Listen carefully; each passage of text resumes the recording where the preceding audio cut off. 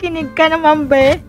Sana magparamdam ka man lang na kung nasan ka. Kung ayaw mo umuwi, ayos lang. Basta malaman ko lang kung okay ka. Kung may trabaho ka man, o kung may tambo ka, magsabi ka. Kasi wala ka talaga akong alam eh. Kasi sa totoo lang, nakansaya mo pa nung nung birthday mo. Hindi ko naman akalain na aalis ka eh. Magandang hapon po. Baka pwede niyo pong ikwento kay Atty. Ma'am? Ano po kasi nung March 8 po, birthday po niya, umalis po kami. Tapos kinabukasan po ng March 9 po, akala ko po nasa bahay lang po siya. Nasanay po kasi na pagka Sabado po, natulog lang po siya ng tanghali po. So nung kakain na po kami, wala na po pala siya sa kwarto po niya na umalis po. Tapos nalaman ko na lang po na naghanap po siya ng trabaho online. Kumbaga hinanap po namin siya. Ngayon nabuksan po ng kapatid niya yung Facebook po niya. Ngayon po may po doon na hire po sa kanya ng trabaho galing po ng Baguio. Nakarating na po siya ng Baguio. Binigyan po siya ng ticket saka ng pera. Pero ang pinagtaka ko po kasi nung nakita ko po yung number po niya, tinatawagan ko po, hindi po agad niya sinagot. Nasagot po niya, yung oras na po yun, hapon na po, eksakto po, nandun na po kami sa bus station po. Kita po namin yung CCTV, gabi na po kasi tulungan po kami na mag-assist ng Station 10. Gabi na rin po kasi yung bus station po na pabalik-balik po nila ako na patawid-tawid po doon para magkuha po ng assistant. Noong una pumayag sila ng barangay, tapos ng bandang huli hindi na po. So, kaya yun na po yung pinakahuling kita namin sa anak ko na nung na po sa bus na po ng Genesis. Yan na po yung huling namin na balita sa kanya. Ngayon wala na po kaming contact, wala na pong tawag, kahit message, wala po. Ang sa akin, Shari, parang kilala niya yung sumunod sa kanya eh. Yan, parang lumingon pa nga eh. Kilala niyo po ba yan? Yung nakapula na yan? Hindi po. Parang may kasama. Oh, hindi kanya kasama niya yan. Yan, naglalakad po siya palapit sa camera. Ayan, lumingon pa nga oh. Yun nga po, hindi po naman kasi tagong-tago po ang mukha po niya, tsaka naka-face mask po, naka-jacket, hindi ko po siya talaga kilala po. May karelasyon po ba itong inyo pong anak? Wala po. Kasi nung pinabuksan ko na po yung FB page, kasi nabuksan po ng kapatid niya yung... Kasi naiwan po niya parang naglagay po siya ng password dun sa papel kasi makakalimutin po yung anak ko. So nagkalkal kami ng gamit niya. Nakita po yan na yung password. Titry namin. Yung unang-unang pong lumabas yun yung message na nakarating na daw po siya. Tapos yun, nag-message sa akin ng nakabigay po ng pera. Pero ngayon po wala. Hindi ko na po makontak yung tao na nagsabi na nakarating po siya ng Baguio na nagbigay ng pera. Wala na po kaming contact. So, ma'am, yung intindi ko dito is parang naglayas, no? Yung anak po ninyo, si Jamaica Paclibar. Siya ay, 18 years old po. Kaka-18 lang po. Kaka-18 lang po ng inyong anak. Okay, meron po ba kayong naging pag-aaway or hindi pagkakaintindihan sa bahay? Wala po kasi nung, ang iniwan niya pong sulat para pong nag-struggle siya sa school. Yun lang po yung niya, parang nahihiya daw po siya. Ang inaano po, baka po nabuyo o kasi hindi na nga po nakapasok kasi parang bumagsak po ata ng first sem. Okay. So, inaano ko po na... yun siguro pinoproblema niya yung... Opo, siguro study. nahiya na po na magsabi sa amin kasi ang papa po niya stay sa trabaho. Kami lang po magkasama. Yun po, di siguro nahiya siya kung magsabi sa akin na gano'n na po yung sitwasyon niya. Baka po nabuyo na rin po sa labas na na yung... Opo. So gusto niyo lang malaman kung asan na siya, kung ligtas pa po yung kasi... inyong anak. At ang sabi niyo kanina, na buksan niyo po yung kanyang messaging application at na-confirm niyo na siya ay napadpad nga ng Baguio? Opo, napadpad po ng Baguio. Nakausap pa po yung tao na yun, pero ngayon po, totally wala na po siya. Hindi na siya nakikipag-cooperate. Kung may balita po ba siya sa anak ko o kumokontak, tinatawagan ko po, ayaw na po. Hindi na rin po siya nag-text o nag-chat-chat. Hindi naman siya nagtatampo, kaya ayaw niya kayong replyan or... Wala naman po kasi birthday nga po niya ng March 8. Nag-celebrate pa po kami na lumabas pa po kami pumunta ng Santa Lucia. So wala po talaga akong idea kung ano pong...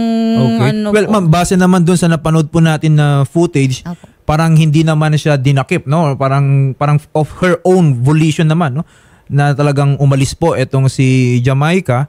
At ayun na nga, no, parang naghanap na nga rin ng trabaho, parang ganun nga yung lumalabas. Pero of course, siyempre, bilang isang magulang, Opo. naiintindihan po namin ang inyong concern. Opo. So, na-coordinate na po ba natin ito sa ating mga Opo, kapulisan? nagpunta na rin po ako ng pulisya ng... Pulis ng Baguio? Hindi ba po, pulis po ng ng Antipolo po Antipolo muna. po muna. Opo, tsaka ng barangay po. Kasi nung sana po kami ng pulis ng Baguio po, tinry ko na muna po na, kasi sabi nga po, nakapunta na po ng Cubao. Sinubukan na muna po namin track sa CCTV kung talaga po nakababa po ng Cubao. Kasi kung hindi po, didiretso po ako ng Baguio. Doon na po sana kung mag-ano po ng... Wait lang. So yung footage na yan sa may Cubao bus station, Opo. galing na siya ng Baguio or papuntang Baguio? Galing na po siya ng Galing na Baguio. ng Baguio. So nandito na po siya. Opo. Makakausap po natin ngayon sa linya si Ma'am... Sir, Oh, pinoward ko po kay ma'am lahat ng information, pati po yung sa ticket niya, yung picture niya nung hinatid ko po siya ng pasalamat niya, naawa pa kami sa kanya. Yung boss ko kasi nagsabing maawa. Ihatid doon, binigyan ng pamasahe pabalik ng Manila, hindi naman pala bumalik diyan. Ma'am Josie, ang sinasabi niyo po sa amin, binilhan niyo ng ticket itong si Jamaica, Yes po, binilhan po pabalik ng Manila. Yes po. May So- sinend po na picture po sa kanila. May sinend ako kay madam. Okay. So kino-confirm niyo lang Sinend ko naman, po no, yung Ma'am picture. Josie, na nanggaling na talaga siya ng Baguio. Nanggaling po, nag-apply po siya kasi dito sa amin. Dahil nabasa lang niya na hiring po kami dito. Okay. Pero Ma'am Josie, parang na-mention niyo rin kanina, hindi niyo naman inakala na hindi pala siya tutuloy papuntang Manila? Tama po ba yung pagkakarinig po. ko? Ay, kasi nga, ang message po niya sa akin, nagpasalamat pa siya sa akin dahil nga po tinulungan namin siya na binigyan ng pamasahe. Tapos ang last na message po niya sa amin, nandito na po ako sa amin. Yun po yung message po niya sa amin. Okay. Ano Yun lang po po yung sa messenger. ano po yung in-applyan niyang trabaho po sa inyo? Nag-a-apply po siya ng sales lady pero hindi nga po namin kinuha kasi nga po, ano po siya, 18 years old pa lang. Okay. Yes. Kaya Well, sabi na, yun nga, nalaman namin nung dinala namin siya sa police station, ayaw din niyang ayaw po niyang dalhin siya sa DSWD. Kaya ang okay, ginawa so dinala namin din kasi sa, gusto niya police. matulog lang siya sa labas. Sabi namin, delikado kasi babae po siya tsaka bata. Ma'am, bakit po siya dinala sa pulis? Wala po siya matutulugan, alang ang iuuwi ko siya. Tinulungan lang po okay. namin kasi nga po, sabi ng pulis, dadalhin sa DSWD. Ayaw din naman po nitong Jamaica, yes po. Oo. Yun po. Ayun. Yun lang po ang alam namin. Na hanggang doon lang po. Pinag-pray pa namin siya doon sa may bus station po. Binilihan ko siya ng ticket niya, pabalik dyan, pati po pamasahe niya na yung from bus station going po sa kanila. Ma'am Josie, anong police station po yun? Maaari niyo po bang sabihin sa amin? Anong specific dito na po, location? sa police station po dito sa Baguio. Saang part po ng Baguio, Ma'am Josie? Dito po sa may ng Burnham Park. Siyempre, Ma'am Josie, no, nag-aalala kasi itong nanay. Siyempre, ang ginagawa lang naman natin dito, bilang kayo yung parang last contact, tinetrace lang naman natin kung asan na po itong si Jamaica. Pero nung nakita niyo po siya dyan, meron po ba siyang kasama? Wala po, mag-isa lang po siya kasi sabi nga po niya dun sa kwento niya sa police station, lumayas nga daw po siya kasi wala siyang mga magulang. Ang kwento po niya sa amin, patay na po ang tatay niya. Yung nanay niya, hindi na rin daw po niya nakikita. Yun po ang niya, ang kasama daw po niya yung stepmother niya. Yung stepmother daw po niya, lagi siyang pinapagalitan, kaya daw po siya lumayas. Okay. At least may nakuha tayong information, Shari, dito kay Ma'am Josie. So, dinala po pala sa police station malapit dyan sa may Burnham Park ng Baguio. Hindi na po niya sa akin nabanggit po yun. Ni Ma'am Josie. Opo. Nabanggit po namin yun. Hindi Okay. na po nabanggit. Well, Ma'am Josie, no, salamat sa inyo. Pero wag nyo naman sanang masamahin yung pag-aalala ng nanay, okay? So, Hindi, kasi kung ano-ano tinitrack lang na namin. sa akin ng mga kamag-anak niya kaya hindi ko na nga po hindi na ako nasagot sa lahat ng dahil parang kasalanan ko pa Okay. Kaya nga po, ma'am, no, at least dito na bigyang linaw po ninyo yung mga Opo. ginawa ninyo, at least yung pagtulong nyo pa dito kay Jamaica. Opo. Okay. Sige, Ma'am Josie, no, kung baka may kakailanganin pa later ng mga information, sana na lang sagutin nyo po yung tawag namin. Kami naman ay magtatanong lang naman in case na para sa paghahanap dito sa kay Jamaica, ha? Okay po. Magandang hapon po, Colonel. Sir, ilalapit lang po sana namin sa inyong tanggapan. Meron po kasing isang nanay nandito sa studio. Hindi niya mahanap, hindi niya malaman kung asan na yung kanya pong anak na babae, 18 years old, no? Si Jamaica Paclibar.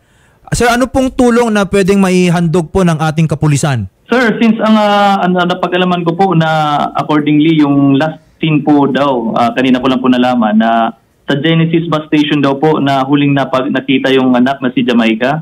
Yes po. So actually po sir, may malapit po tayo yung police outpost sa katabi lang po nun sa 5-star outpost. Ngayon po sir, kaya po nating masimulan yung backtracking niyan. Malaman lang po natin ang mga detalye ng incident sir. Ayan. So ma'am, no, narinig nyo naman po si Lieutenant Colonel Abrazado, yung ating kapulisan ay agad-agad naman na-action para mahanap po ang inyong anak. Opo, sige Pero po. Lieutenant Colonel, na-mention po kasi kanina nung last contact nitong si Jamaica na hinatid po niya itong si Jamaica dun sa may police station malapit sa may Burnham Park. Baka pwede po sana makipag-coordinate din tayo dun sa police ng Burnham Park para at least maging malinaw sa atin kung ano ba yung naging yung tracking, no? Yung ano ba yung naging eksena doon mula sa Baguio papuntang Cubao. Baka may in-advisean sila na pupuntahan niya or may nasabi po siya na matutuluyan po niya. Opo, Atty. JB, at kayang-kaya po nating makipag-coordinate directly sa mga police station na napuntahan niya para hindi po tayo magsimula sa zero. Susundan po natin yung mga latest backtracking nila at iugnay po natin yun kung anong meron tayo dito makuha ang impormasyon sa Cubao. Ayan, maayos. Maraming salamat po, Lieutenant Colonel Abrazado. Maraming salamat po, Atty. JB, Ma'am Shari po. Ma'am, narinig nyo naman no, Opo, from the police department. Okay, naipagbigay alam na po natin sa kanila. Baka naman kasi nakikinig po siya ngayon Hindi dito ko rin- sa atin. May hindi ko rin- mensahe po ba kayo sa kanya? Nak! Kung nakikinig ka naman, be, sana magparamdam ka man lang na kung nasan ka, kung ayaw mo umuwi, ayos lang. Basta malaman ko lang kung okay ka. Kung may trabaho ka man, o kung may tambo ka, magsabi ka. Kasi wala ka talaga akong alam eh. Kasi sa totoo lang, nak, ang saya-saya mo pa nung birthday mo, hindi ko naman akalain na aalis ka eh. Nak naman, sana kung nasaan ka man, magsabi ka, mag-text ka o mag-chat ka, na ipaalam mo lang sa amin na kung nasaan ka. Kami ng papa mo hindi na kayo makatulog, wala na ako naman nakain. Sana naman magparamdam ka eh. Alam mo naman na nawala ng ate mo, kaya turamang-turaman na po ako na mawala na naman po ako ng isang anak. Kung nasaan ka man o naririnig man o napapanood, sana kung may nakakilala, sana po paki-contact na lang din po ako. Sa'yo, nak, sana magparamdam ka man lang o tumawag na ipaalam mo kung ano nangyayari sa'yo. Yun lang, nak. Okay. Yan, Jamaica ha. Kung nakikinig po kayo ngayon, yung magulang mo naman gusto lang masigurado na kayo po ay ligtas. Okay, nasa tamang gulang na rin naman kasi siya itong si Ma'am Jamaica. At in fact, naghahanap na nga rin ng kanyang pagkakakitaan. Pero of course, from the point of view lang po ng kanyang nanay, syempre gusto lang din niyang malaman kung asan. Nag-aalala kasi.